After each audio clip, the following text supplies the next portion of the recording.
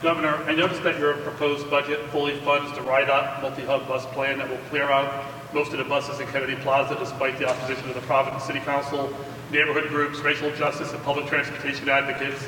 In fact, the only group I can find in favor of the plan besides DOT are rich downtown building owners who want to clear out the homeless and working class people of color from Kennedy Plaza. The plan has been called racist. It's the subject of a Title VI lawsuit, seems to misappropriate funds from a 2014 bond referendum, and was done with virtually no public input over the objections of riders.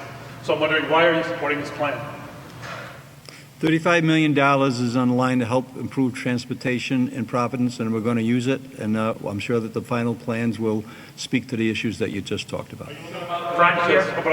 RIDOT has refused to actually have any kind of public interaction with the riders or anybody else who's been raising these objections for a long period of time, actually, going on 2 years. We're happy to follow up on that. We keep this to the COVID, and I can tell you that people who are affected by this plan are in fact the people who are most affected by COVID in Rhode Island. I answer again. This $35 million has been appropriated to help transportation in the city of Providence, and the smart thing to do is find a good way to use it, and that's the intention, and that's why it was in the budget.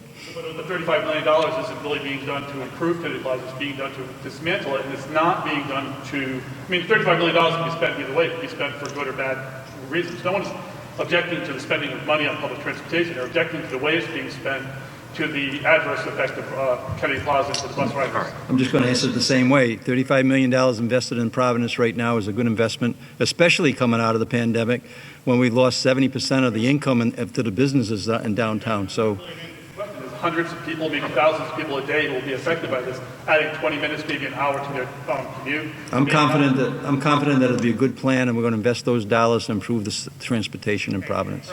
Governor, you mentioned you're looking forward to